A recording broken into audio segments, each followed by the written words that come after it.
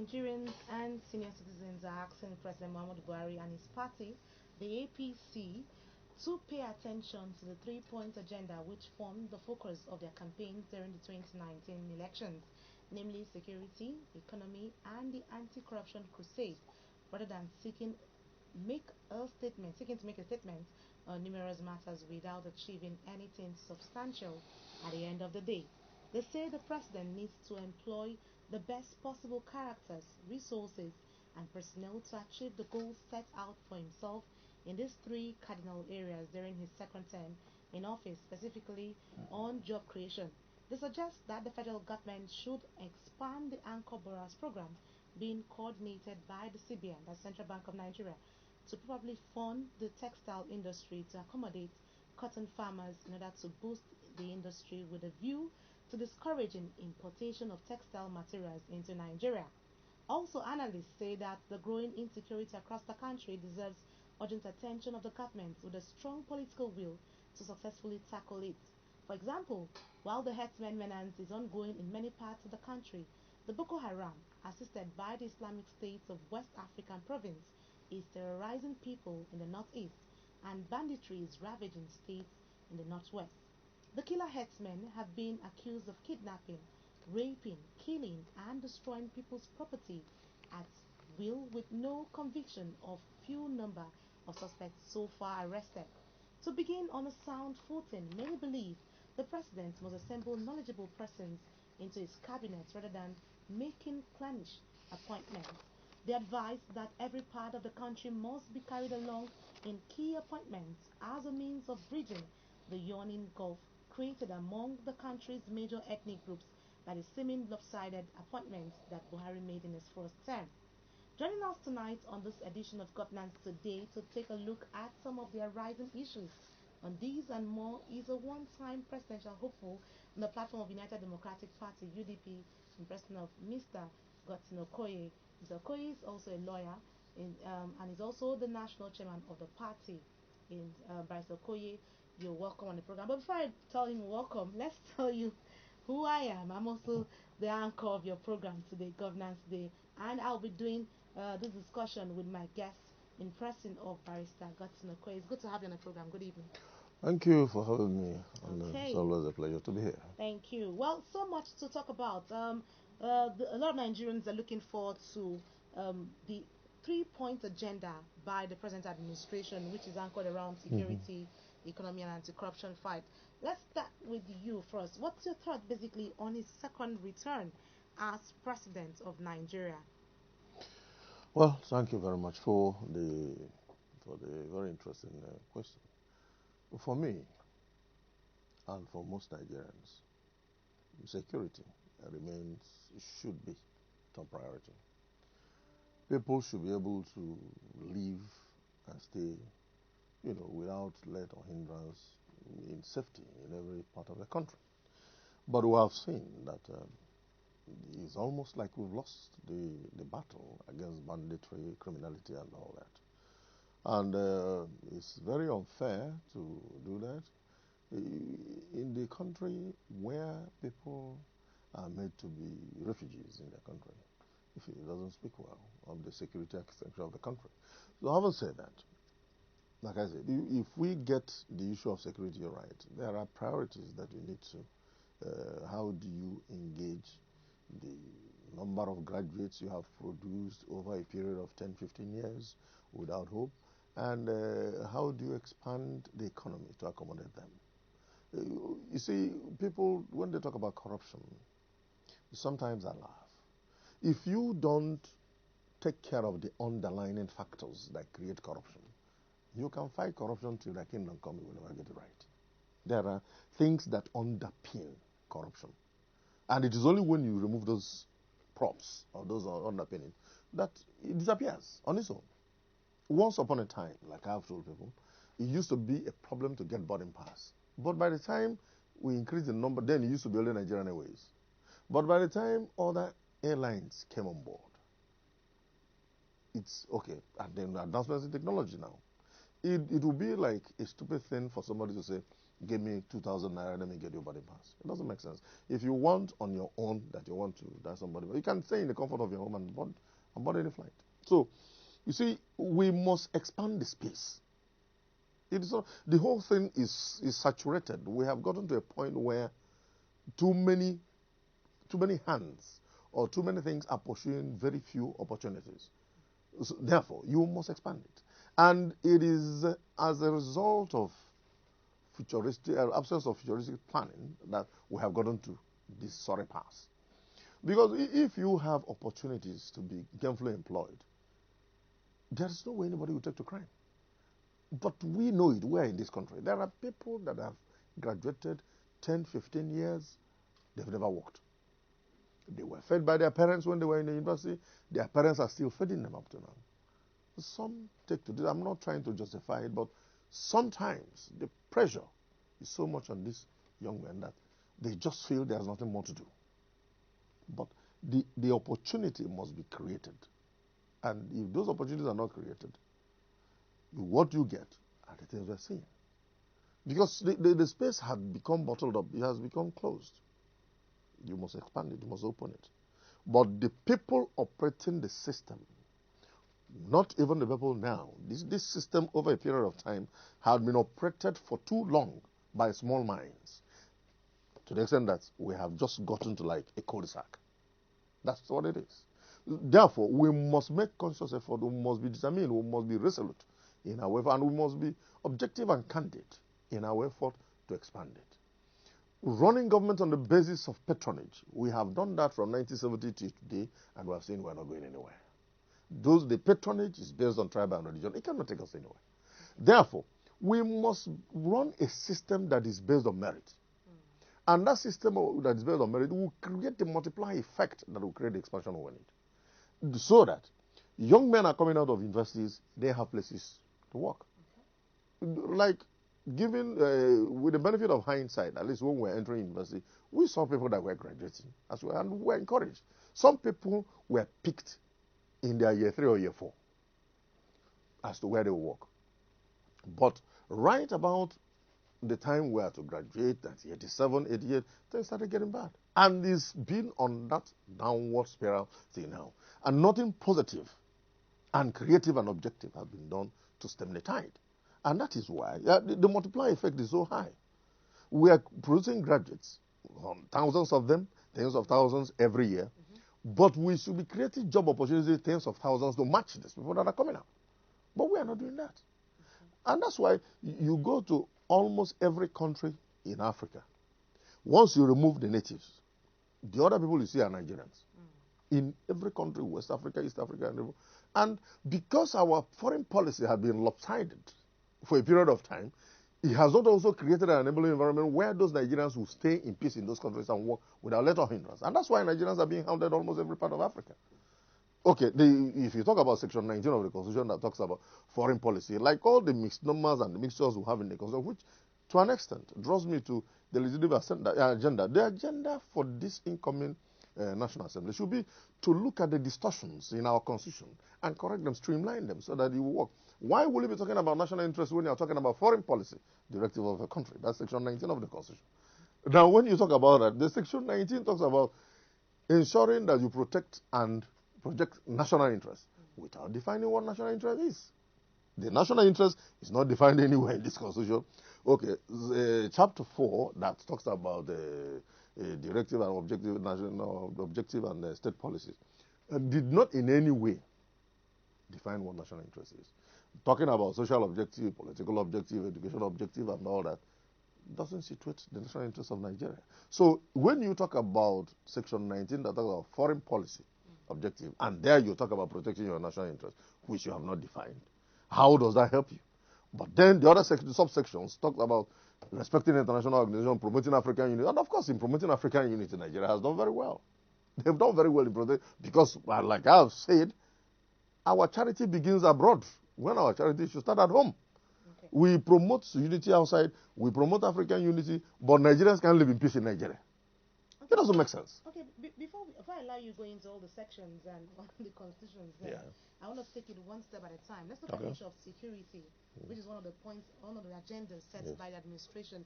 I have a clip there from the president where he met with some members of the Afeniferi today at the villa Yes. to talk about some issues in regards to what's happening in the nation. Let's have that clip there of the president speaking on the issue of security and how it has played out so far and what they intend to do with it before we come back to discuss the issue of security so far. We seriously recommend clinging to the spirit and letters of our federal constitution. This is one sure way of achieving the desired goal of unity even in diversity, mutual respect, tolerance, and giving true meaning to the opening phrase in our constitution, that is, we the people.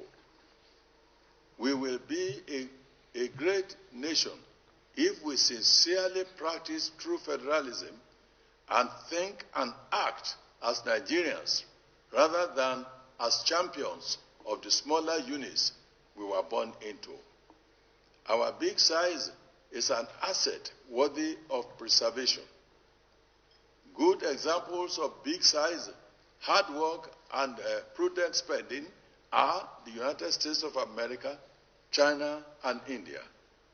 It is not with violence or hate speeches, but with mutual trust, self-respect, and tolerance that we will speedily achieve the lofty destiny of this great country, Nigeria. On your request, you know, is what we, when I say we this time around, I mean our party, what we campaigned on 2015 and this year. The security, economy, and fighting corruption. These things are basic in the sense that you cannot secure a country or an institution unless you secure it. And what was happening in the northeast and is still happening to some degree, and now in north central or in the southwest,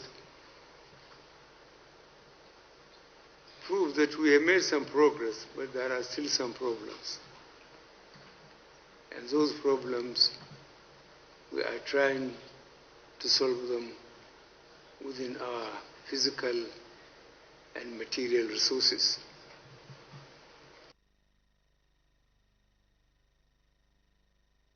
Well, you have it there where the president gave his own mark.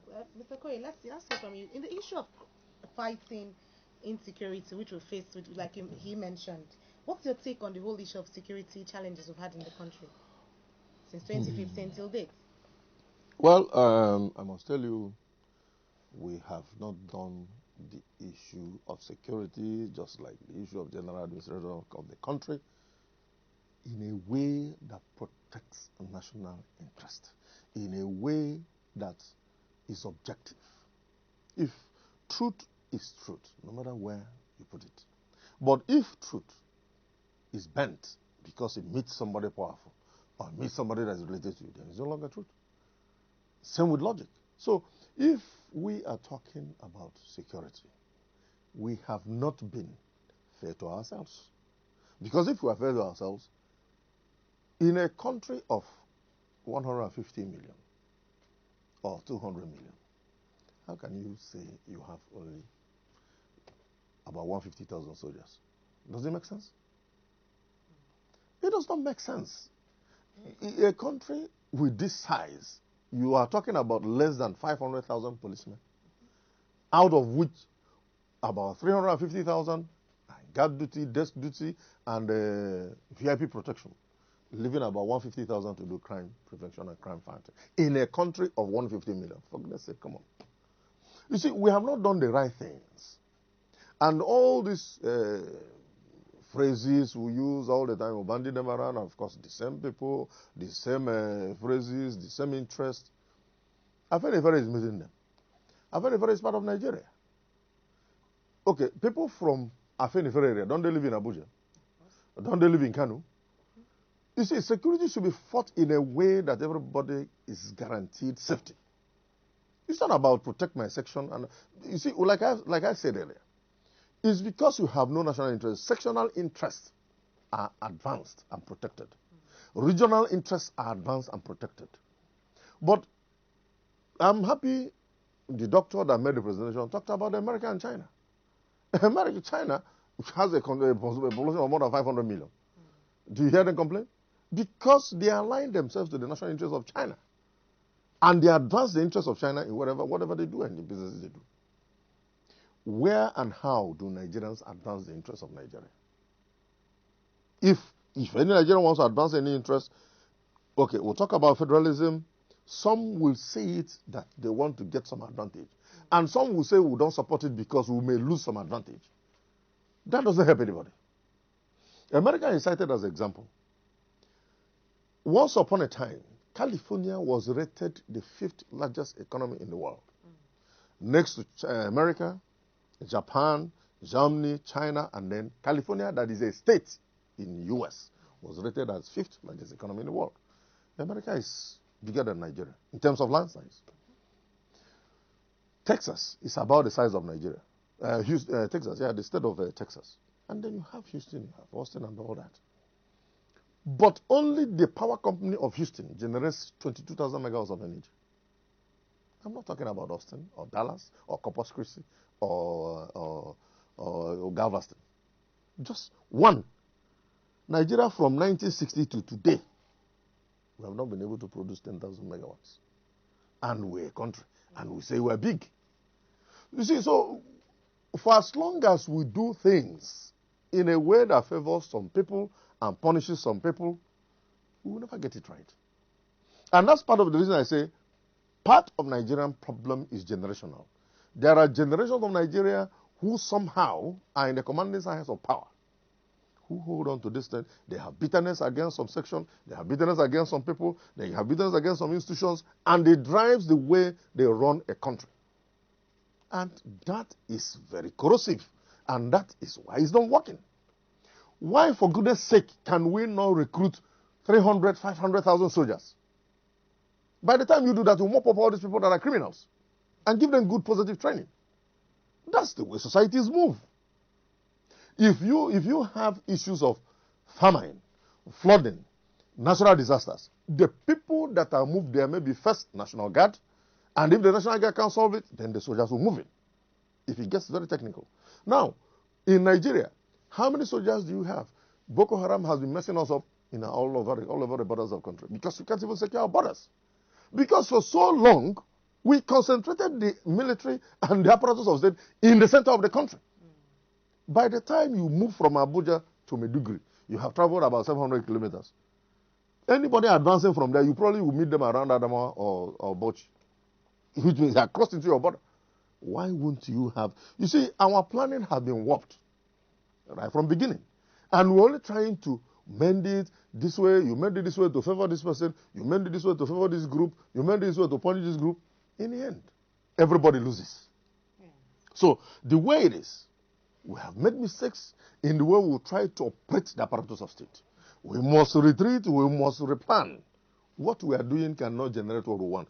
Security, the old way which we have advantage, which is human resources. You must recruit enough policemen. You must recruit enough soldiers. Those are the things, the raw materials of security we have. If you go to science and technology and robotics and all that, we don't have advantage. That these are things that are produced by other people. And they can sabotage your security system. But if you train your own human beings in the art of protection, nobody says if you come out of university, you can't be trained in the area of security. Nobody says you cannot be a graduate and you're in the army. But if you put them there and you make sure their welfare is okay. Okay, take for instance, how many police barracks have we built in the country in the past 15 years? How many? Okay, you recruit policemen or policemen are transferred to different places. They have nowhere to stay. Okay, look at the election period. You deploy mobile policemen with arms and all kinds of sensitive gadgets. They have no place to stay. Most of them stay in the field. And they are human beings. and you want them to do well. You want them to be patriotic. For goodness sake, what are we? We are deceiving ourselves. Why is it that we have not built, at least, even if it's temporary camps? These are human beings. These are people's fathers. These are people's brothers.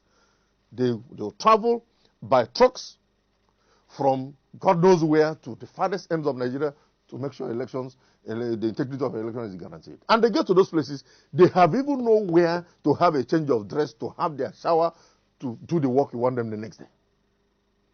So I'm telling you, there are little things we have not done that we should do that will propel this development we want. These things are not rocket science. They are doable, but for as long as we don't seek the right knowledge to get these things done, we'll be getting it wrong. And seeking the right knowledge doesn't necessarily mean we must consult outsiders. We are human beings who have... Nigeria is no longer at the stage where you say education is our problem. We have a lot of educated people in Nigeria. We should be able... The only thing that is stopping or inhibiting national development, two things, tribe and religion. So how our attachment to these two things, they are the things that retard our development. And we must be able as a people to rise above these two things. If we cannot rise above them, we are not going to make progress. And the Americans were able to solve it when in their constitution, they put it, that Congress shall not discuss or debate anything that has to do with religion. And in trying to discuss the issue of tribe, they're not going to ask you where do you come from. The mode of identification in America is where do you live? Your residence. These are things that you need to do, and then you propose. Because by the time you ask somebody your state of origin, your local government, you're already being profiled. And no matter how you see it, some people have already taken a stand based on where you come from, based on where you worship. These things are not necessary if you want to advance the cause of a country. Okay, in China, that we cite as example, we're all here, and China has been moving, and suddenly China is almost taken everywhere. Tell me how many churches they have in China. Or how many mosques? We talked about America. America, how many, even in their dollar, yes, they put it there in God we trust. But how many times do they dwell on things that have to do with religion? For me, if we want to protect ourselves, if we want to be serious about protection, we need to do a total rethink, total recall. What we are doing cannot give us what we want. Therefore, you do a U-turn. There is no way 100,000 people can protect 150 million people. I'm even saying 150, just, I don't want to. So many people say we're about 200 million, right? So tell me how they can do that. How can less than 150,000 soldiers fight? And of course, they've been depleted. We're talking about maybe about 100,000 now. Protect people. Even if you give them all the gadgets in the world, the human beings are the people that will always offer you the best of protection, the best of security movement. Now, where are the people that do recognizance of security work, or those they used to call CID when we were like in primary school or secondary school? Where do you see them? The budgets for them probably are no longer there. But these are the people that gather information about the situation, about the place, that will help the institution to operate. But the institution has been operated for so long in a way that doesn't make for progress. And that's why the security process is like now turned against the people. Okay, people are being killed. How many times have we seen on TV, oh, the incursion that was made in Borno or Yobe axis or in Adamawa axis, we've been able to arrest this number of people. They are under trial. They've been convicted since this started. How many? Have we seen them? So how do you encourage people, how do you make people confident that you can protect them? When things are happening every day, people are being removed from their localities, and there's nobody that's been arrested, there's nobody that is being tried, there's nobody that's been jailed. For goodness sake, what are we talking about? So if you're saying basically there has to be a U-turn, are we looking at attitudinal change from Fantastic. the government level? Or there you go. point? No, see, the change of attitude involves everybody, there's no doubt. But it has to be with the leadership. Okay. The leadership shows example. The leadership is like a family. If the senior people in a family behave badly, the younger ones will follow. But if the senior ones hold themselves, discipline themselves enough and make some sacrifice, the junior ones will follow. And then they will understand what it means to make sacrifice. But not when you're asking somebody to make sacrifice. People that are with you, are living in a way that shows the world is about to end tomorrow. Okay. There's no way you convince anybody that. So the people in government, the people in leadership position, their attitude, like I've said a number of times, most of the problem with our system is attitudinal. We have wrong attitude to things. Okay. Therefore, we have to change our attitude. We have to look at our laws and strengthen them.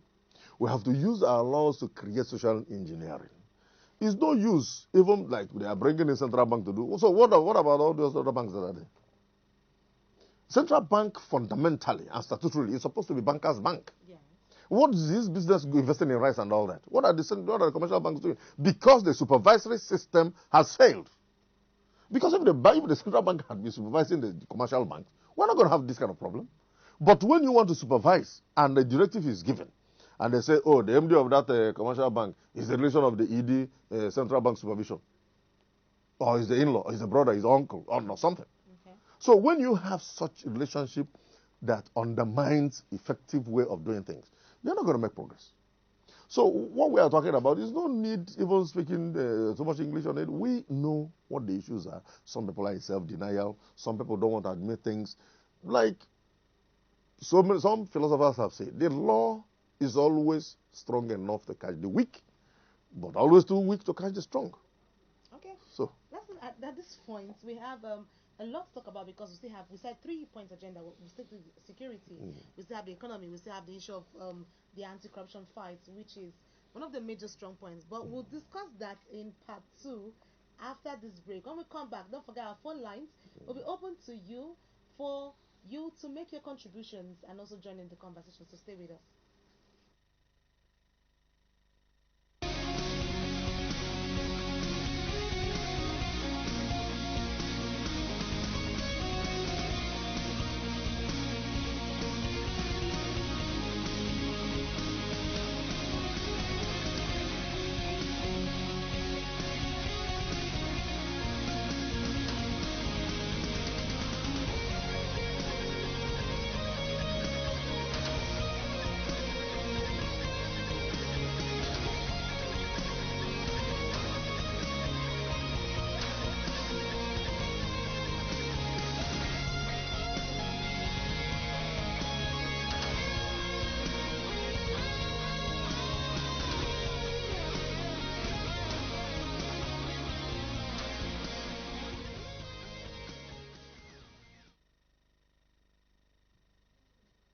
Alright, welcome back. We're still here, and the discussion is getting interesting. That's why you see me smiling. Don't forget the phone line is there on your screen for you to call in and make your contribution. Well, Mr. Koye, we're still talking about these issues. Where is the place of the national interest when we talk about issue of job creation? You mentioned earlier, lots of graduates on the street. Where is the enabling environment? Yes, the CBN had their own way of controlling the federal government. A lot of people are saying they should expand the Anchor Brass program to encourage for farmers. So also let's look at also the issue of importation of textile materials. How is this going to help the young minds in terms of boosting the economy? you see, you cannot put something on nothing and expect it to stand. The way we have carried on as a country is our problem. And for as long as people don't accept mistakes have been made and we need to retrace our steps, we are only just repeating things that will not work. Graduates are coming out of school. They did not just spring out of school in one day. It took like 4 years, 5 years, some 6 years before they graduated. And the people in government are still in government, trying bickering over who is more important in a parastatal, in a ministry, in an institution, instead of making those ministries to grow, to accommodate these people that are coming out. Okay. And then they shut it down in the end. They make it, they make it very unworkable. And then the young minds come out, they are confused. You see, but examples are supposed to be set in a way that shows, okay, tell me the last time a head of state visited the university to discuss with the students at maybe graduation day. I think they come in when it's after their time in the system also. Good. But these are things you do to encourage the young ones, to encourage them and say, what you're doing is right, is correct, is good, and there is hope in it. He took handshake of Clinton with JFK, for the man to be, for his mindset about America and about leadership to change. And in the end, he was to be president of America. And he was in high school. And he shook the hand of the president. But now leaders sit in the comfort of the offices and issue instructions, and then maybe their subordinates will go there, read some kamikaze and uninteresting speeches, and then leave. Those things don't help anybody. And then the graduates are like, when will this official thing finish? Let's just go and have a drink.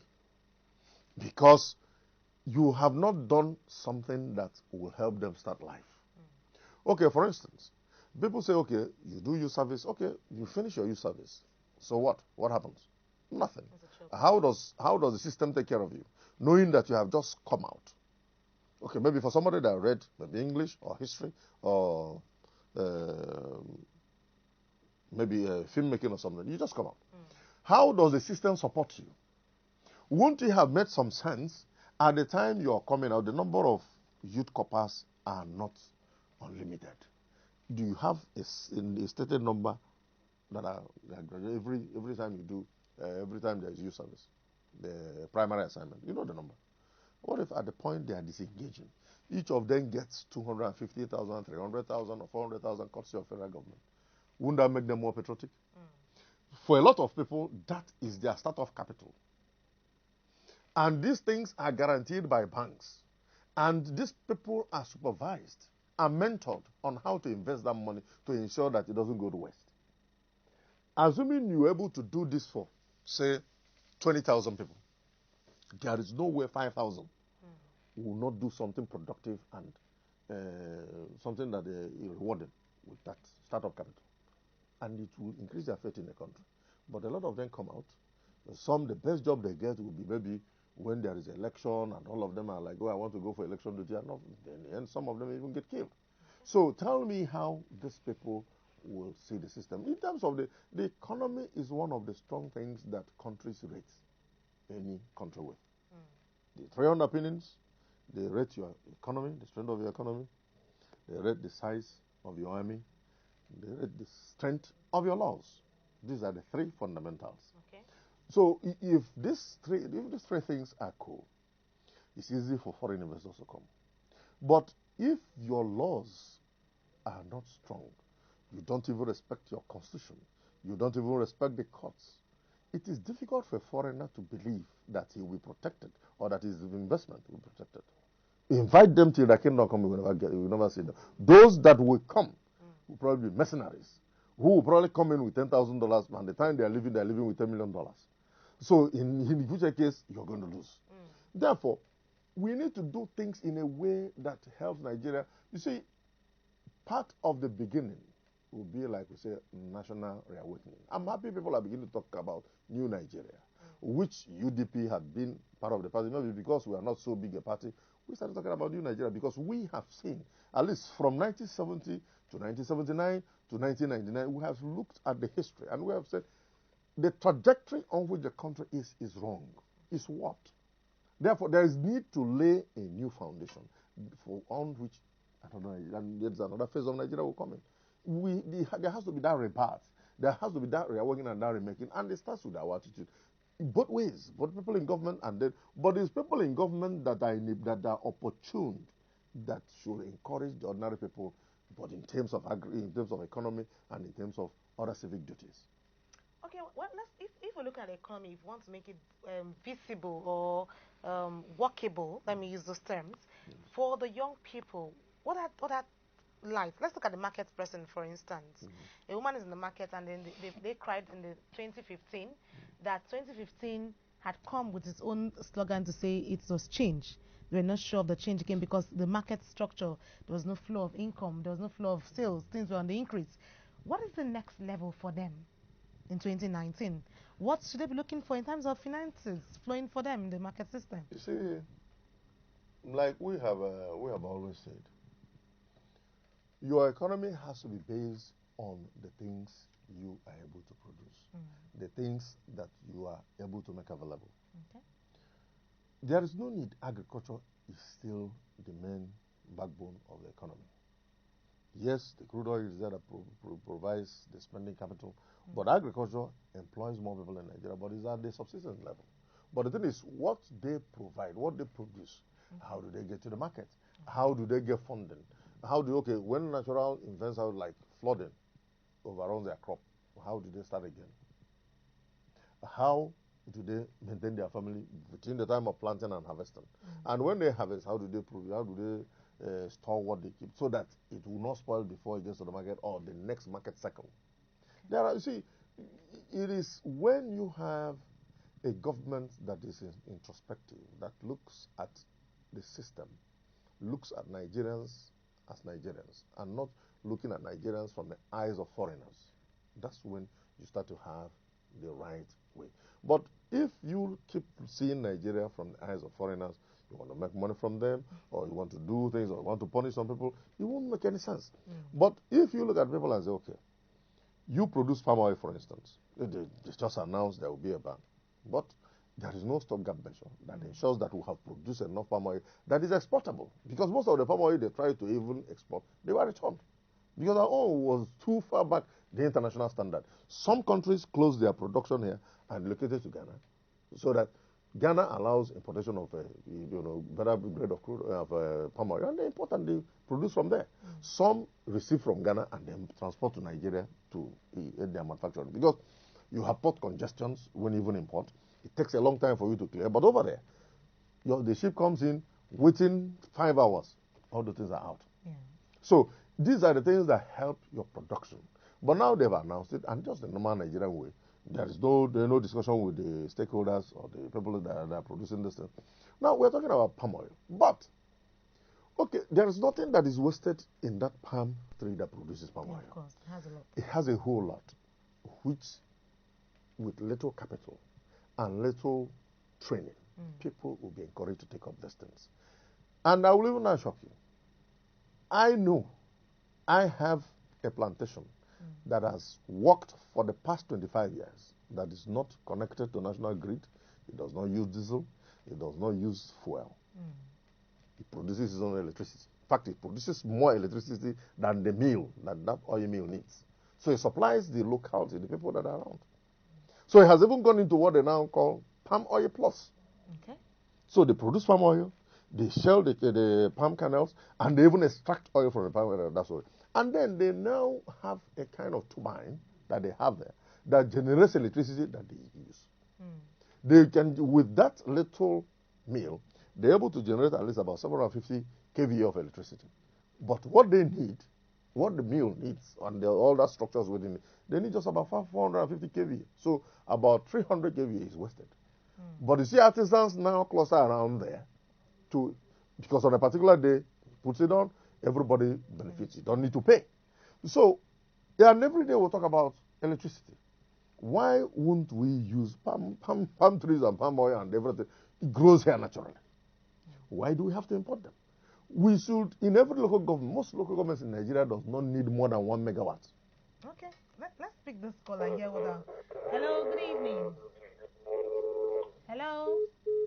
Okay, you will need to turn down the volume of your radio, of your TV rather, before I say that, and then let's have a conversation, because we won't be able to hear you if your TV is loud. Well, while we're talking a lot of this, a lot of economy and a lot of security, don't much forget we're mentioning 3 key areas. Let's look at the anti-corruption fight, all of this. That's one of the backbone, because he also mentioned that in that video clip we have. What have we done so far? Have we achieved with the anti-corruption fight? Well, I think the people in charge of the corruption fight will be telling you, they will be answering that kind of question. But for me, fighting corruption is like somebody saying, this person has malaria, and then you treat headache, you treat body temperature, you treat body weakness, and then you treat lack of appetite, and then you say you're treating the person. Until we started having tests for malaria, a lot of people didn't know what it was. That there was a disease called Plasmodium that makes malaria to happen, transmitted by mosquito. Now, by the time you get that, starting with quinine, and now it has graduated to a whole lot of other things, once you treat and remove that Plasmodium, either neutralize it or kill it or reduce its strength, the malaria goes. And with that, the headache goes, the fever goes, the body weakness goes, and appetite is restored in one full treatment. And that's what we're saying. This, what you call corruption, is a product of a number of things. Mm-hmm. But if you remove those things that encourage it or that makes it to happen, corruption will go. Like I've given an example a number of times. At a particular time, I wanted to renew my passport, and somebody said, "Oh, God, don't worry. The day you want to come and come." I said, "No, I want to follow this and find out why this is a problem." First, I have to travel about 40 kilometers in 21st century Nigeria to get another passport. Mm. Whereas you have Asokoro here, you have Maitama, you have Wuse. Why don't you have passport offices in those places? To reduce the pressure. Now you get to that place, it is like Wuse Market. Mm. And take, for instance, somebody's mother is sick. And they now tell you, doctor says you people should come to London or come to Germany or France in 3 days. And then they say, oh, before we process your passport, it will be next week. Mm. That you have not come for capturing. That you need to do that. Meanwhile, there are about 2,000 people waiting in your front. And somebody comes by your side and says, oh, guy, if you bring 10,000, we can make a space you want. Is that not corruption? Yeah. Okay, between giving out 10,000 and your mother dying, so which one do you want? Let's pick this call. So Hello, good evening. Good evening, how's today? Fine. What's your name and where are you calling from? I'm calling from Niger. I'm Samuel. Samuel from Niger. Let's hear you. All right. Good evening. Good evening. This the guest you are speaking with, the conversation is highly interesting. Thank you. The way he's explaining the issues, this is the type of the man that we need. If Nigeria can follow these simple illustrations and explanations that he's doing, I think this will be better. Because he has analyzed things the way it should be. He talked about security. Human development is very important.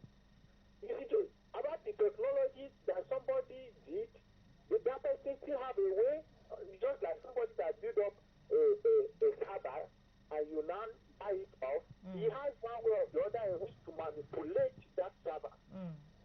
But if we as Nigerians have been developed, then we'll be able to solve our own problems. Just that the husband and wife are living in the same house and somebody somewhere else is giving them instruction on how to live with each other without whereas they themselves understand themselves better and they know where the roof of their area is leaking.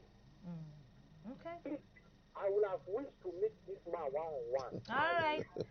Okay. Well, we'll find. Thank you so much, Sam, for your contribution. Okay. No, it's where inspiring me. All right.